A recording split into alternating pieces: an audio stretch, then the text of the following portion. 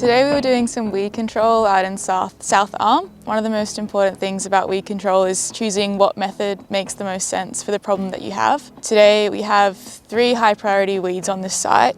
The first one is Spanish heath, and then we also have serrated tussock and then thistles as well.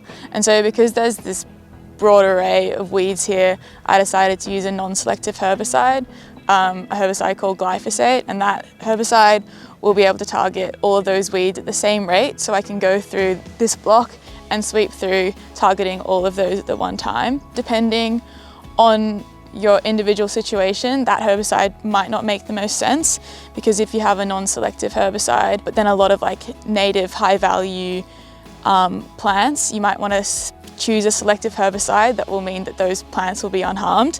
Today, instead of using a selective herbicide, I have a spray bottle, and so if I notice that any native plants have off target on them, you can just spray that herbicide off as soon as it's been sprayed, and then it won't be penetrated into the leaves, because glyphosate is a foliar herbicide, meaning that you need to get full coverage of the plant. And so some other options for things like Spanish heath are a picloram-based herbicide, and so that will leave any native grasses unharmed. So there are a couple of parts further down that had some wallaby grass, and so I was just conscious of the fact that I wouldn't get high coverage on those areas and made sure that they would be clean. So this isn't the first time that we've done weed control at this particular site.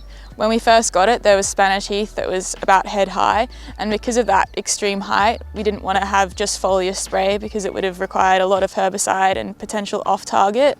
And so what we decided to do was reduce the biomass by mowing and brush cutting, and then follow up spraying that small regrowth, and so that minimizes the amount of chemical that you're using and the amount of off-target damage that you have. There are also other options, like if you have a problem with box thorn or gorse, you can do either cut and painting, where you just directly put herbicide into the stump really soon after you've cut it, and then it will uptake that herbicide through the trunk. Or you can have drill and fill kind of operations, and all of those can be used depending on the kind of situation that you have happening.